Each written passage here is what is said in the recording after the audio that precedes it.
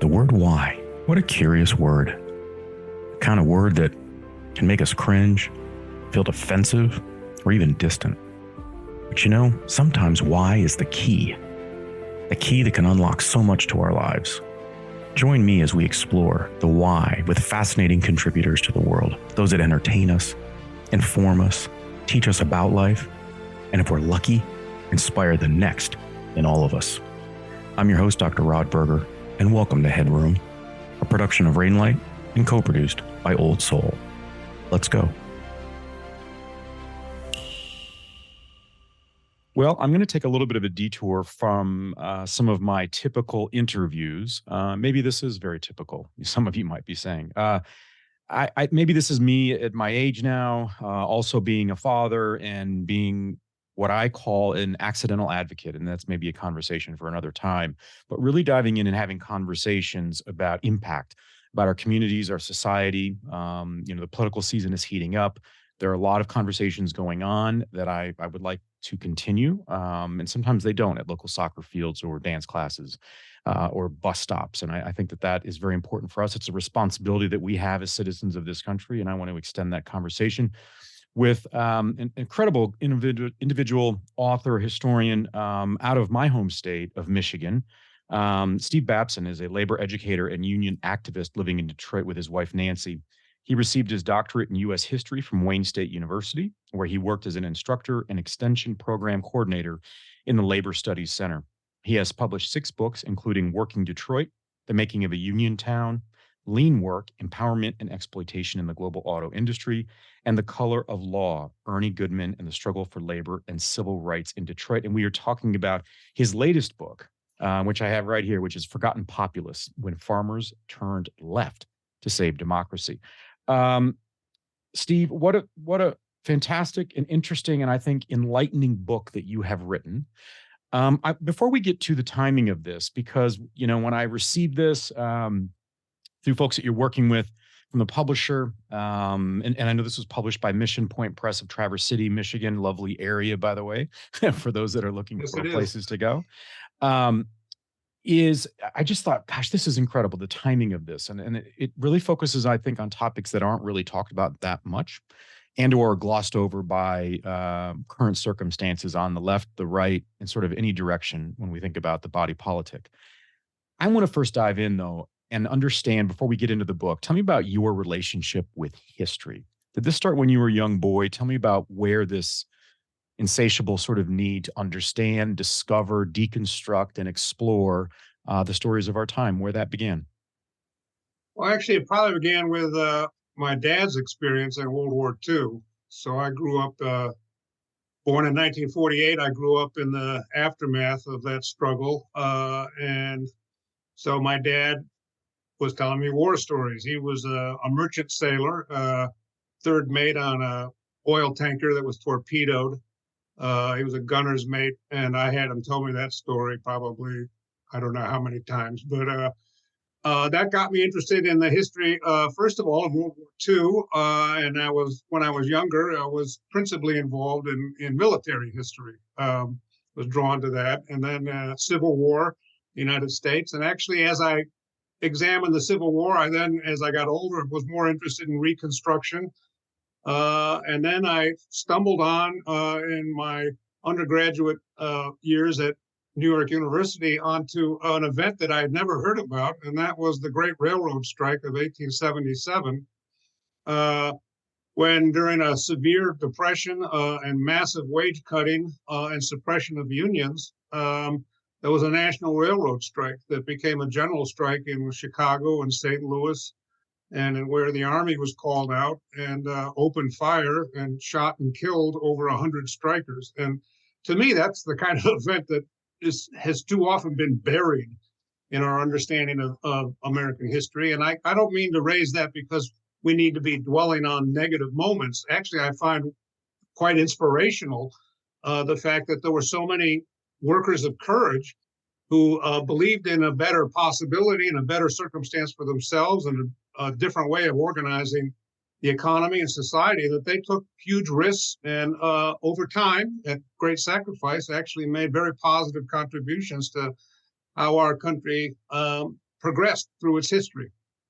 Steve, where do you think what's your perspective on why? I really appreciate that you talked about sort of burying history, why things get buried. It feels like we are experiencing that in waves like we have never seen before. I mean, in the education space, in the K-12 space, we're banning books around the country. We're now looking at what we might call classical curriculum, that just voids, stories and history and legacies, the good, the bad, the ugly, the embarrassing, the humiliating. And I don't understand where the value is in keeping our communities from understanding this information, knowing about what's going on, and not being able to have a conversation of discourse that we can all learn from that's generative. Yeah, I agree. I think it's very important, but I can also understand why some people are very alarmed at the accelerating pace of change that we're all experiencing. And I know in my life, I came of age in the 1960s when cultural and economic and a whole range of values were being transformed. The sexual revolution, the anti-war movement, the drug culture that was part of the underground movement of those years. And since then, there has been such a dramatic shift in culture as well as the economy.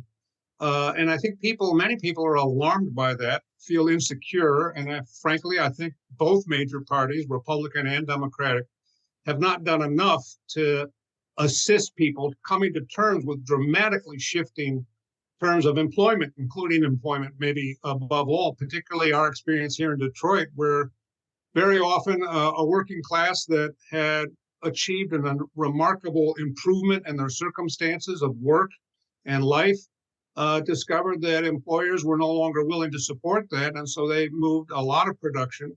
I'm sure you're aware of this, coming from Michigan, ended up in China or Mexico, where they could pay workers 10%, a dime on the dollar that previously was earned by workers making the exact same product. And so whether it's free trade or the sexual revolution or a whole range of changes, people are alarmed by that. Some, they don't feel confident about their ability to navigate in that world. And too often, they're left to flounder in an economy that is automating rapidly, is moving production around the globe. And so I would argue we need to come to terms with that in the same way that the populists of the 1890s were trying to address the positive potentials of a new industrial system.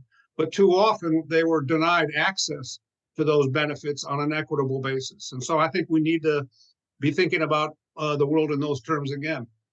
Okay, so let's dive in. I'm glad that's a perfect transition point. Let's talk a little bit about the book, and let's set the stage, if you will, put a sort of flag in the ground on what we mean by the populist movement, what defined it originally, and then we can sort of meander through how that has changed through history and whether or not we feel that it's being used to manipulate those on the margins. Right. And so we're talking about the 1890s.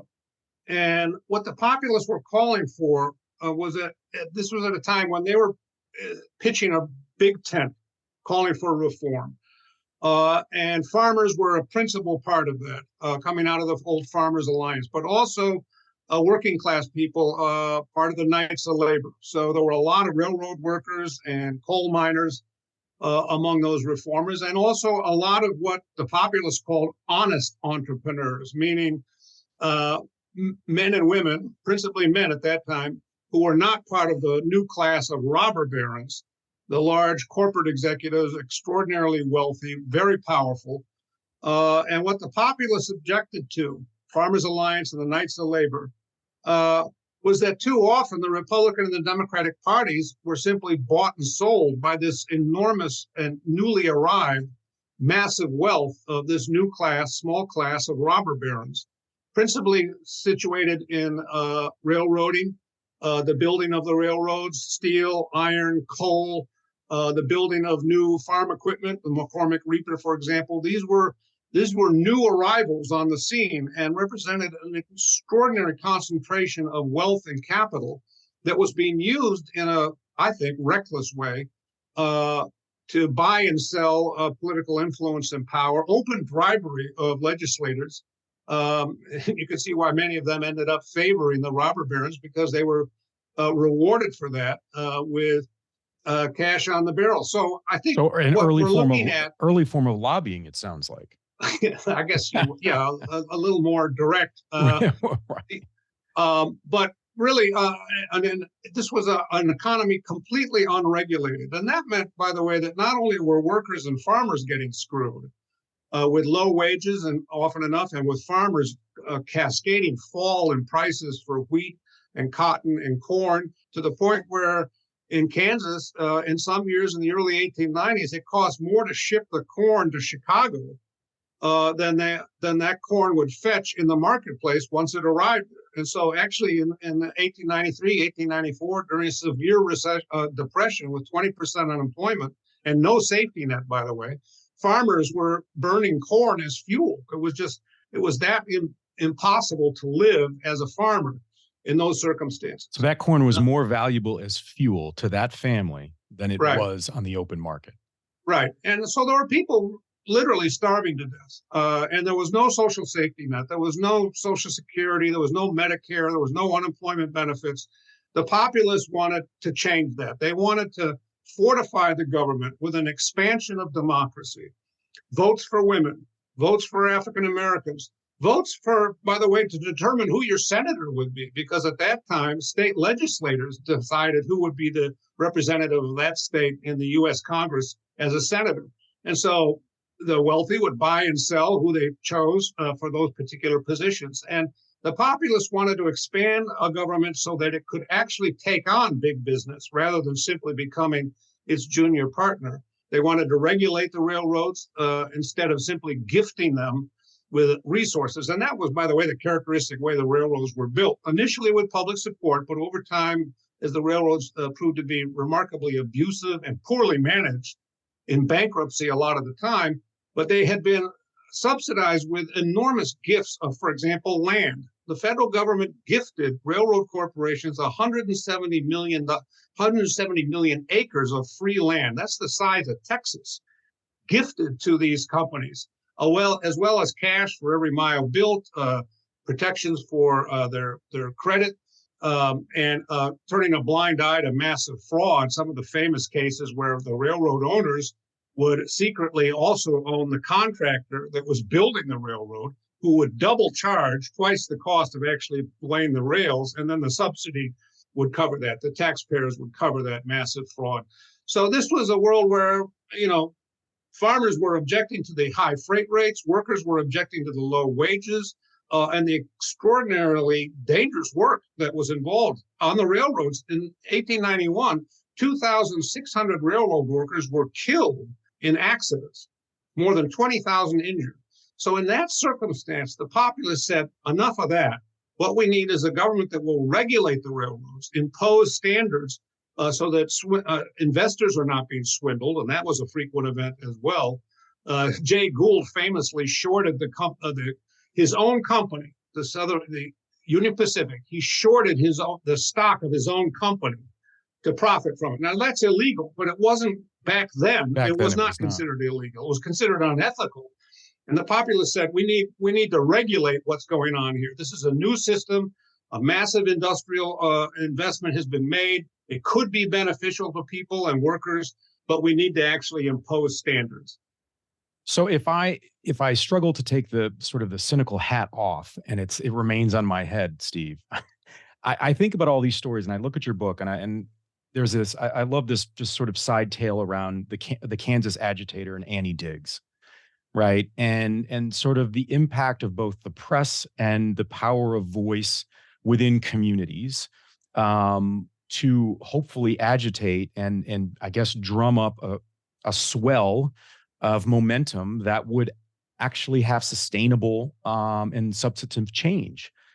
And I'm wondering if so many of the stories that you unearthed in your book and your research, that they have been squelched over time, because it really doesn't do any good if I'm running a major corporation today in the 21st century, if the general population knows that, no, this has been going on for a very long time in our history. And because that can embolden people to have a different understanding, want to dig deeper. Information is power. Did you feel a little bit like a detective as you were exploring and building out this book? Oh yeah, I felt that way in my entire career as a historian. And I think to build on what you were saying, it's an inspiring story because so much of what we take for granted today actually had to be fought for and won by people who took enormous risks and were brave about posing the alternative that ran counter to what vested interests wanted to perpetuate and maintain. And so I find it inspiring when people took these kinds of risks, stepped out front and said, no, women should have the right to vote. And the populists were among the first to actually implement and support that. When they won state power in Colorado and Idaho, those were the first two states to implement votes for women. In the South, populists called for an alliance of black and white farmers. That's an enormously risky thing to have been advocating in the 1890s after the defeat of Reconstruction and the suppression of black voting. The populists were saying, no, farmers, black and white, have the same interests. We need to be fighting together. Now, the populists didn't go as far as we would hope, and what later became the prevalent focus in the 1960s of civil rights and desegregation. They were accepting of a separate sphere, black and white, but they were saying black and white farmers had the same economic interests and we should be allied together. And for that, a lot of populists paid with their lives. There was a wide range of assassinations, boycotts, shunning, violent attacks on populists, and yet they held together and for a time threatened to overturn that aspect of white supremacy in the South, the exploitation of black and white workers and the effort to put them at odds with each other as opposed to allies. So they took enormous risks. And what we take for granted today in terms of votes for women, in terms of equal rights to vote in the South, that had to be fought for. People had to risk their lives, and often enough to many of them lost their lives, lost their livelihoods as well. So does this make you believe more in the great experiment that is our democracy, or less, based on the purview with which you bring that you examine sort of our history through? Because it's a great irony, and you were talking about your father in World War II, and we want to learn from history so that we do not repeat the mistakes, right? Right. And yet, what are we seeing now in 2023? We're seeing a resurgence in all kinds of areas that I think we would have, to a person, thought would never resurface to the level that they have, not only here, but across the world. And so I'm just wondering, is this a great time to do an audit on our great experiment to understand the progress we have either made or that we have not made? Well, I think there are people, particularly on the right, who are saying that democracy is actually not their first choice in terms of how to manage a future that is increasingly troubled and where we are facing some really hard decisions about the future of this country. I mean, look at climate change. That's an existential threat, no matter what your politics. How do we deal with that? And changes in ideas of sexuality and our place in the world and what it means to be a man and a woman. All of those things are areas where people's insecurities can be exploited by people who can benefit by that polarization on behalf of their power, contradicting the democratic promise that it should be a question of open debate and discussion. And for me, this history is actually encouraging because I see a past where the lunacy of many of the folks who are, devoted to an idea of a new kind of Caesar or a new kind of, authoritarian power, they've been around for a long, long while. They're a constant part of our history. And sometimes it's been even crazier than it is now. We may be heading towards some of our worst possibilities, but nevertheless, you look at that history, and we've dealt with this before, and we've had actually many moments where there's been inspirational coming together on behalf of democracy and the values that I take seriously and want to see reproduced in the public realm. So I'm inspired by that history, even though I can see the very troubling perpetuation of some of the same themes, some of the same issues on the right in particular.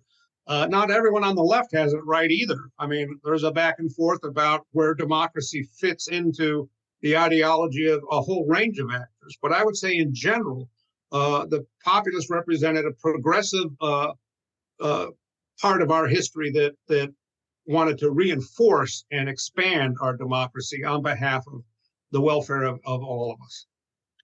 I'm curious if we explore being a historian and we think about the echo chambers that currently exist and the struggle to integrate in diverse thought, history, commentary into the ways in which we think, in the way in which we then take that information and form new ideas and approaches and to life and to our interactions with other people.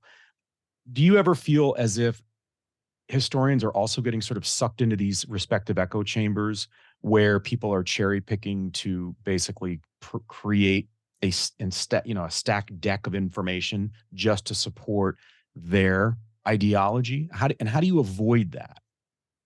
Well, I think this is something that has plagued historians and social scientists and hard scientists for a long, long while. And the whole question of what is objectivity comes to mind. And I want to argue that objectivity is not a false neutrality. Neutrality is impossible. We all have a way of understanding the world based on our own personal histories and perspectives.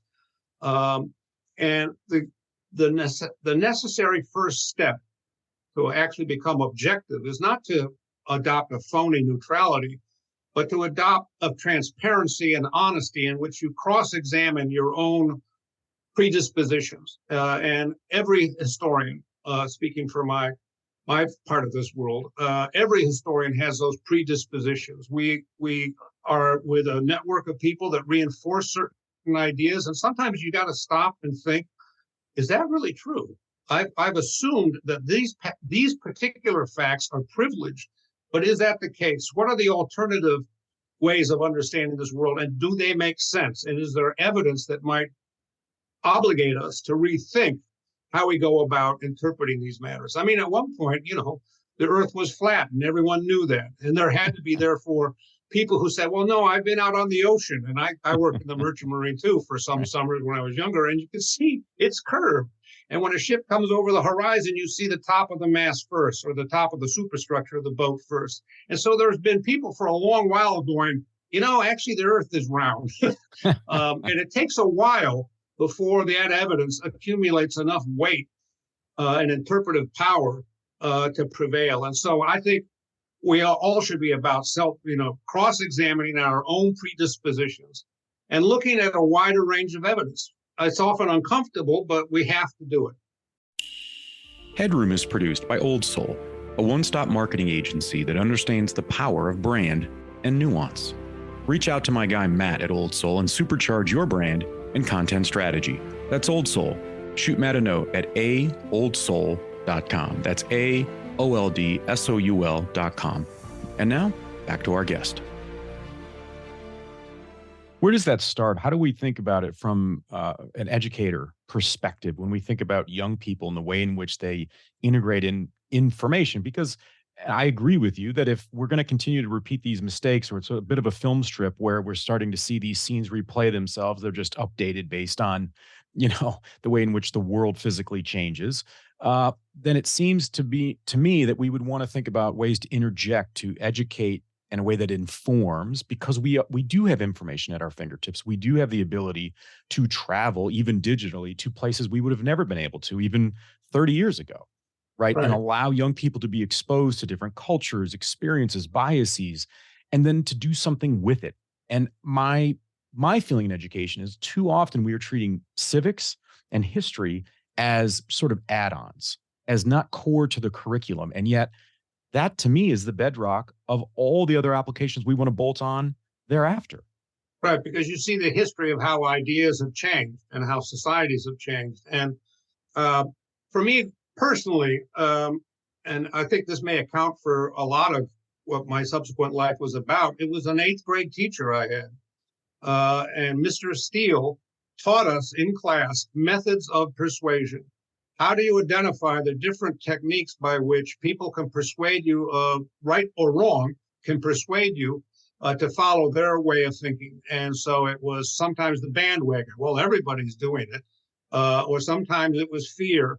And there was a whole range of possibilities for how methods of persuasion might turn your head in the wrong direction or in the right direction. And you had to be aware of who was speaking on behalf of these facts. Facts never speak for themselves. They're collected by people who have a particular goal and aim. And sometimes those facts that they have acquired are reasonable and effective, and sometimes they aren't. But we have to cross-examine everything in front of us, every book, people should take my book and look at the endnotes and see how does he know this, and how does it make sense to him to take those facts and portray them in a way that's often quite different from alternative perspectives. And bottom line is, we cannot be banning books. If you're banning books, you are banning access to that potential for cross-examining your own predispositions and learning more about a world which is enormously exciting to examine in its variety, in its surprises, including the history, but also contemporary worlds across the other side of the globe. We have to actually be widening our viewpoints, because if we narrow it down into these echo chambers that a lot of people are retreating into, we're going to end up with a planet that is laid waste by climate change, and where we close ourselves off from the need to rethink radically how we do things. Yeah, I mean, I live in a state of Tennessee where they are banning books of Ruby Bridges, Tales of Ruby Bridges. I don't know what the implications are long term, but I'm going to go out on a limb, Steve, and say there are dire consequences to eradicating the history, the stories that together have brought us to where we are today. Right. And I think one of the things that's so wonderful about our political culture here is that there is a strong belief in freedom of speech, that there should not be a suppression of alternative ideas. And that came from the experience of the generation that fought the American Revolution. What was the practice of the British Crown? It was to suppress speech. It was to suppress alternative ideas.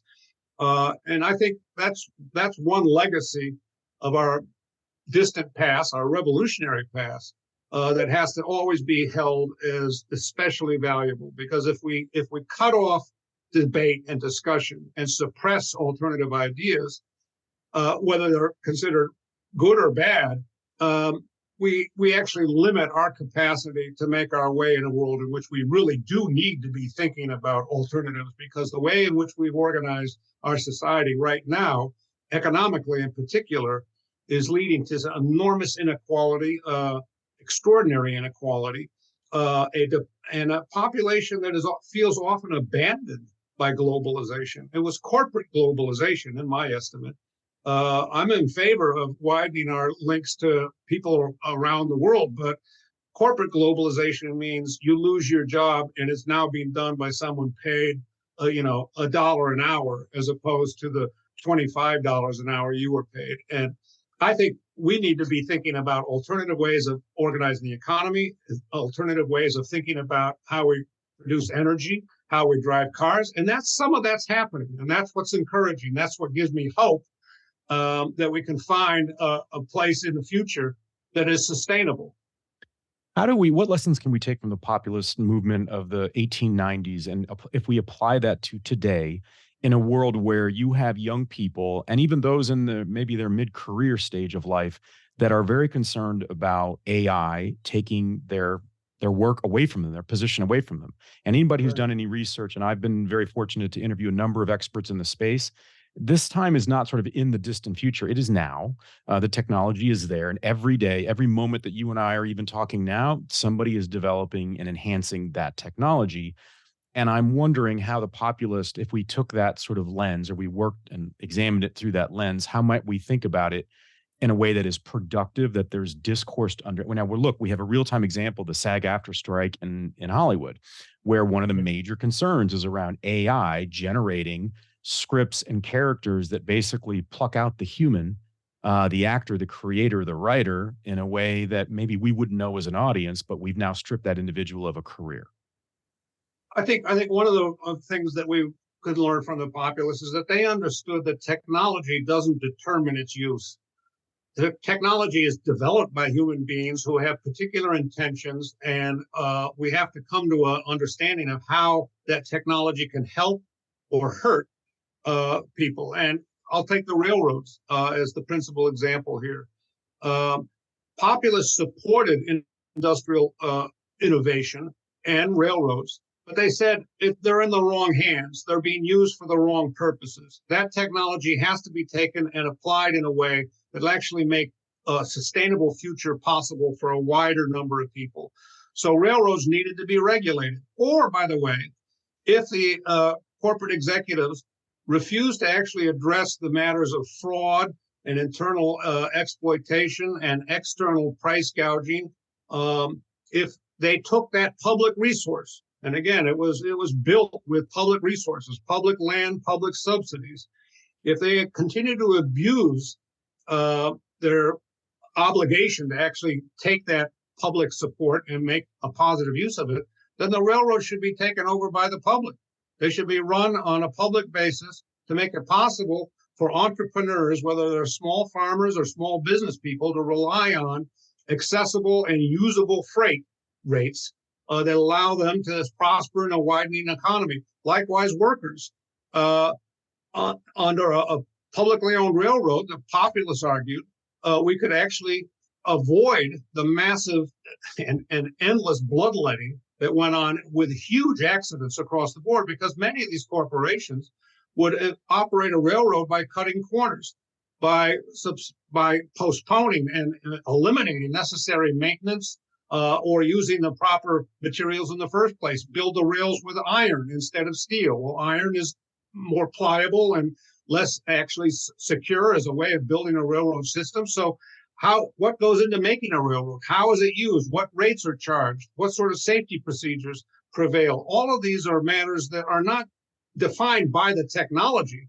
They're defined by how we as a social system set standards for how it's going to be used equitably and in a positive way. And I would argue that AI, artificial intelligence, poses a new set of challenges, very similar to what you're talking about. And again, people cannot sit back and wait for someone else to decide how that's going to be used. We have to be actively involved with it. And that's why I support the strike by the SAG and AFTRA people, the actors and the writers and the directors who actually want to see a world in which that potential technology can be used in a way that doesn't simply eliminate particularly the jobs of extras who could be then put on film simply by using AI to reproduce an image taken of them originally, but for which they would not be paid afterwards.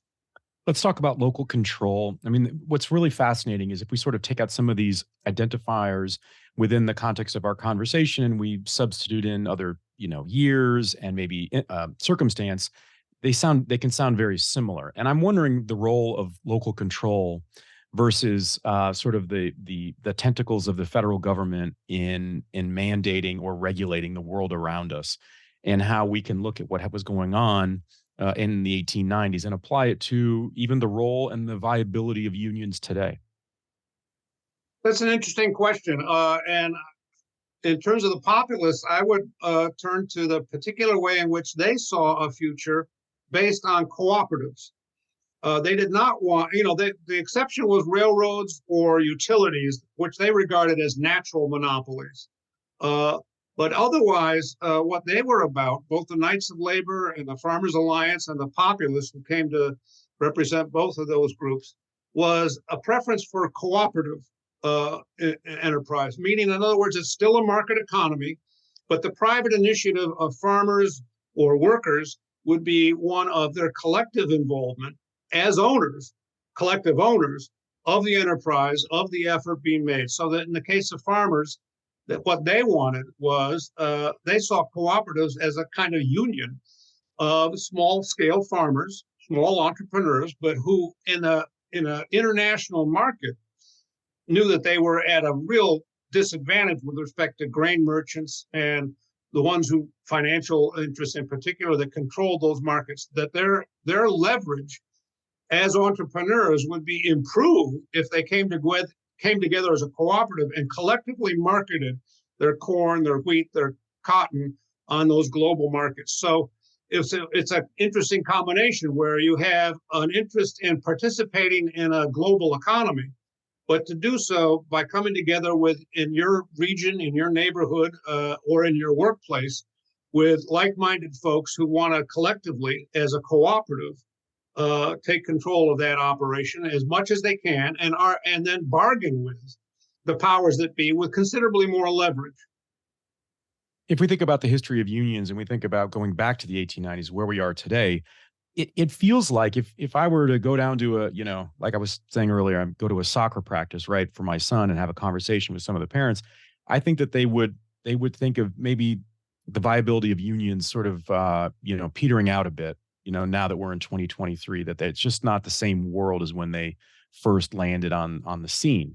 But now we see obviously sort of a record tentative agreement with the UAW and what that might mean. And have we just breathed an incredible amount of oxygen into the lungs of workers represented by unions? Does this change the face and the understanding we have and role of unions in our society? I hope so. I certainly hope so. I think what's inspiring about what the UAW did was that, in contrast to the previous approach, where there was a sort of passive and sort of on the back heel, being pressed along by circumstances, the UAW, the new leadership said, no, what we have to do is, we're either going to, maybe it's a Hail Mary, but without it, we're going to lose. We have to fight for what we believe in, and make it something that addresses the needs of the broadest possible spectrum of the population. So that Sean Fang, instead of just talking about auto workers as a sort of aristocracy of labor, his message was, this is something that is important for working people across the board. What we are about is addressing the inequities and the way in which a privileged small number of folks might continue to get a decent wage, but that all the new hires would be segregated into tiers, as they called them, or they would be permanent temporary workers. And think that through as an oxymoron. So that lower tier workers, temporary workers, there would be a hierarchy of privilege within any workplace, any auto factory, organized under those terms. And the auto workers were saying, no, we're all doing the same work. We're all in this together.